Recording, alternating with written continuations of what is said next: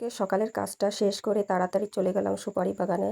সুপারি গাছে অনেক সুপারি পেকে গেছে। হ্যালো এভরিওয়ান, আসসালামু আলাইকুম। কেমন আছেন সবাই? আশা করি ভালো আছেন। আমিও ভালো আছি। আজকে সকাল সকাল চলে আসলাম সুপারি পাড়ার জন্য। আর আব্বু গাছ থেকে সুপারিগুলো পেরে দিচ্ছিলাম একসাথে সব সুপারিগুলো পেকে গেলে একসাথেই পারবো, কিন্তু তার হলো না।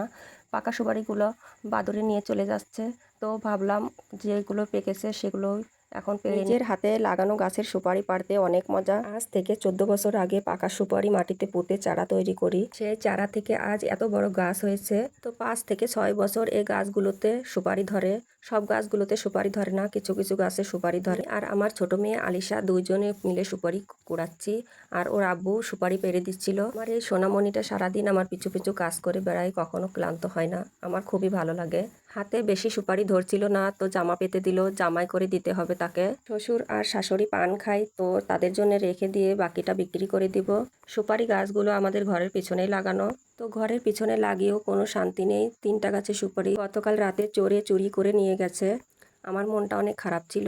তো খারাপ লেগে কি আর হবে, আল্লাহ বিচার করবে ওদের। শুধু সুপারি গাছ নয়, আমার হাতে সব ধরনের গাছেই এমন ফল ধরে। এই তো সুপারি সব পাড়া হয়ে গেছে। আমার মেয়ে তো সব গামলায় করে বাড়িতে নিয়ে চলে যাচ্ছে। এক গামলা ও এক ট্রে সুপারি হয়েছে। আমি আর আলিশার আব্বু সেগুলো বাসায় নিয়ে গেলাম। সুপারিগুলো অনেক ওজন ছিল, সেগুলো এনে আমি আমার মেশিন ঘরের সামনে রেখে দিলাম। যতই কাজ করি না কেন, টাইম মতো আমার সেলাই মেশিনে বসায় লাগবে। আমার তো খুবই বিরক্ত লাগছিল। এদিকে আলিশা একখান সুপারি নিয়ে দৌড়ে রাস্তার দিকে চলে যাচ্ছিল, যেগুলো ফেরিওয়ালাকে দিয়ে সে পাঁপড় কিনে খাবে। সুপারিগুলো অনেক ওজন ছিল, আলিশা তো উঁচাই করতে পারছিল না। আমি আর আলিশার আব্বু সে সুপারিগুলো বোটা থেকে ছাড়িয়ে ট্রেতে রাখছিলাম। আর কয় কুড়ি সুপারি হয়েছে তাও একবারে গুনে রাখলাম। 58 গন্ডায় 1 কুড়ি সুপারি হয়, আর 16 পনে 51 বিচুলি হয়। এই দুটার হিসাব আগে আমার জানা ছিল না। তো গ্রামে বিয়ে হওয়ার পরে এই দুটা জিনিসের হিসাব আমি শিখে গেছি। যাক, অবশেষে আমার সুপারি পাড়া এবং সেগুলো বাছাই করার পর্ব শেষ হয়ে গেল। এখন আমার সেলাই মেশিনের কাজ নিয়ে বসতে হবে। চলে আসলাম আমার মেশিন ঘরে। সেখানে এসে দেখি 4টা ব্লাউজ তৈরি করার রেডি।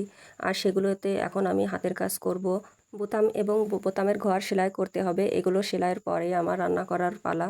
ভোরে ঘুম থেকে উঠে সকালের বাসি কাজগুলো গুছিয়ে 8টার ভিতরে আমার মেশিনে বসতে হয় এবং 11:30টার সময় আমার রান্নার কাজে চলে যেতে হয়। প্রতিদিন টাইম মতো কাজ না করলে আমার সব কিছুর জন্য উলটপালট হয়ে যায়। অবশেষে আমার 4টা ব্লাউজের হাতের কাজ রেডি হয়ে গেছে। রান্নাঘরে এসে সবার প্রথমে আমি সব কিছু কোটাকাটি করে নিলাম।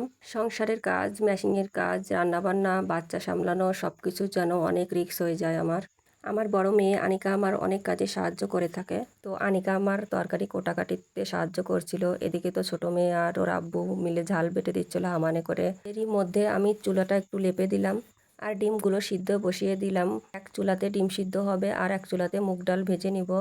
এই তো আমার মুগ ডালটাও ভাজা হয়ে গেল। ডিম আর ডালটাও সিদ্ধ করা শেষ। রান্নার জন্য কড়াই বসিয়ে দিলাম, তাতে তেল দিয়ে দিয়েছি। এবার চর্বি দিয়ে দিলাম।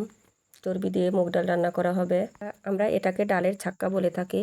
আপনারা এটাকে কি বলেন অবশ্যই কমেন্টের মাধ্যমে জানাবেন। চর্বিগুলো হালকা ভেজে নিলাম আর এর ভিতর দিয়ে দিলাম পেঁয়াজ কুচি।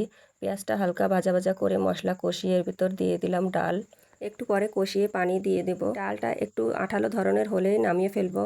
এদিকে তো আমার ছোট মেয়ে আলিশা এখনো হামানে ঝাল গুঁড়া করেই যাচ্ছে। গ্রামের বাড়ি সবসময় মাটির চুলায় রান্না করা হয়, আর আমায় তো সবসময় ব্যস্ত ব্যস্ত রান্না করতে হয়। সেজন্য আমি নিজ হাতেই এই দুধ চুলা বানিয়ে নিয়েছি। শহরের মেয়ে তো কি হয়েছে, আমি গ্রামের সব রকম কাজই করতে পারি। এদিকে তো আমার রান্না প্রায় শেষ হয়ে গেল। ডিম ভেজে ভুনা করাও হয়ে গেছে। এবার পোলাও ভাত রান্না করার পালা। আমি এদিকে রান্না করছিলাম আর আমার বড় মেয়ে সবকিছু রেডি করে দিচ্ছিল। ভাতের জন্য পেঁয়াজ ভেজে পানি দিয়ে দিলাম, এর ভিতরে গুঁড়া দুধ এলাচ দিয়ে বলক উঠিয়ে পোলাও চাল দিয়ে দিলাম। এরই ভিতর হয়ে গেল আমার পোলাও ভাত রান্না করা। অবশেষে আমার সব রান্না করা শেষ হয়ে গেল। এবার খাবার পালা। আমি যে কখন খাবো তা আমি নিজেও জানি না। যাই হোক, পরিবারের সবাই খেলে আমার খাওয়া হয়ে যাবে। সবাই ভালো থাকুন, সুস্থ থাকুন। আল্লাহ হাফেজ।